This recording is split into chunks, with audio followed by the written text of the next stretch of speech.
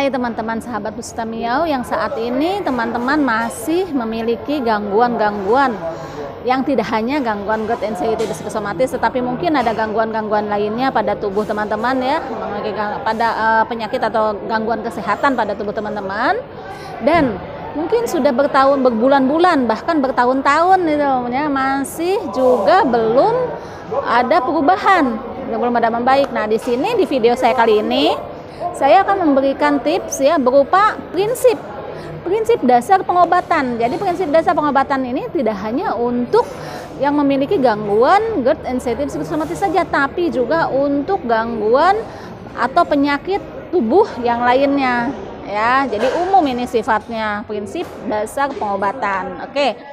Yang pertama itu ya keyakinan teman-teman ya. Keyakinan. Jadi ketika teman-teman memilih salah satu pengobatan atau ikhtiar ya, apapun itu bentuknya apapun ya, itu dirikan dulu keyakinan teman-teman, teguhkan dulu keyakinan teman-teman, yakinkan dengan teguh diri teman-teman bahwasannya melalui ikhtiar atau pengobatan tersebut ya kan, insya Allah teman-teman bisa sembuh gitu kan. Melalui ikhtiar atau pengobatan tersebut itu teman-teman meyakininya akan membawa kebaikan, akan membawa ke arah yang lebih baik dan sembuh. Itu teman-teman ya. Jadi keyakinan itu harus ditumbuhkan, harus diteguhkan oleh teman-teman terlebih dahulu. Seperti itu ya, dipupuk. Jadi bukannya gonta-ganti herbal atau obat teman-teman ya. Kalau gonta-ganti pengobatan, gonta-ganti herbal, gonta-ganti obat, itu namanya teman-teman tidak punya keyakinan ya, seperti itu.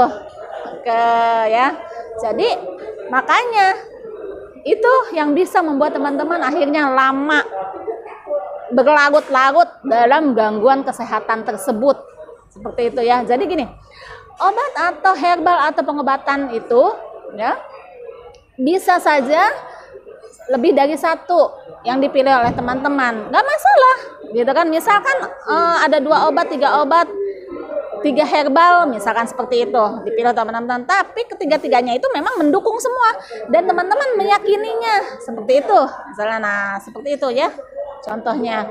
Nah itu tiga-tiganya harus teman-teman yakini. Misalkan contoh nih kan, teman-teman milih 3 macam, teman-teman yakini bahwa melalui ketiga macam itu misalkan, nah, itu bisa membawa kesembuhan ya, membawa ke arah yang lebih baik. Oke.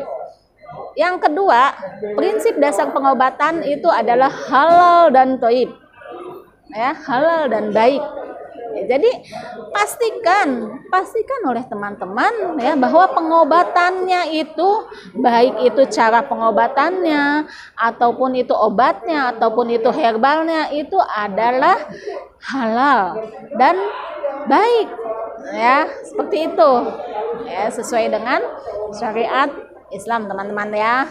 Oke. Nah lalu yang ketiga, prinsip dasar pengobatannya itu adalah tidak membawa ke arah yang malah memperburuk atau memperparah.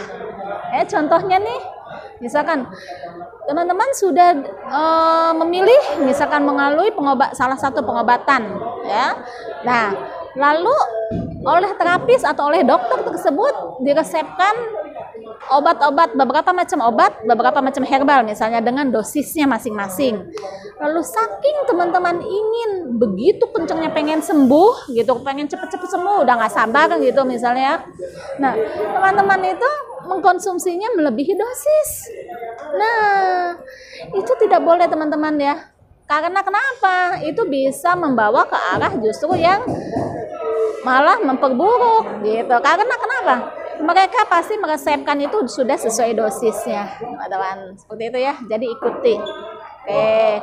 Lalu yang keempat, itu prinsip dasar pengobatannya itu yang tidak mengandung tahayul juga mitos ya. Kenapa? Ini hanya merusak akidah saja teman-teman. Karena jelas ya, contohnya nih yang tidak mengandung tahayul, contohnya yang mengandung tahayul teman-teman ya. Misalkan nih ada nih ya salah satu misalkan pengobatan yang meminta teman-teman untuk membawa misalkan ayam hitam, contoh tuh ya, misalkan seperti itu ya, itu tahayul teman-teman, udah jelas ya. Dan mitos misalkan harus ada juga misalkan ada yang disuruh untuk membawa kambing atau apa dengan alasan itu nanti penyakitnya akan dipindahkan ke binatang-binatang tersebut misalkan itu ya, seperti itu.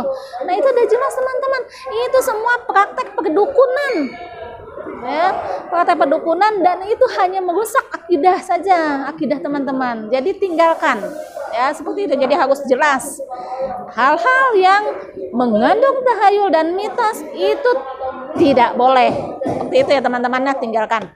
Oke, lalu yang kelima itu prinsip dasar pengobatannya ya teman-teman, sudah jelas, sudah melalui tahapan 1 dan 4.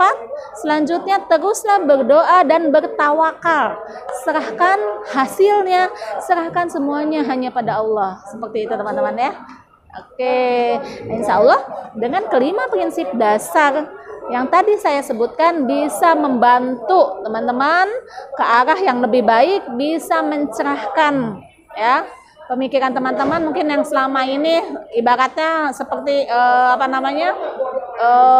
mentok gitu ya, mentok seperti mentok gitu kan, saya belum sembuh misalnya bertahun-tahun, seperti itu contohnya ya. Oke, semoga bermanfaat video saya kali ini ya. Jangan lupa silahkan sampaikan kepada teman-teman lainnya yang membutuhkannya. Oke, dan bila ada teman-teman yang memiliki pertanyaan dari video ini atau ada yang tidak jelas dari video ini, teman-teman bisa melalui Instagram Puspita Miyau. Jangan lupa di follow dulu ya. Oke, assalamualaikum warahmatullahi wabarakatuh.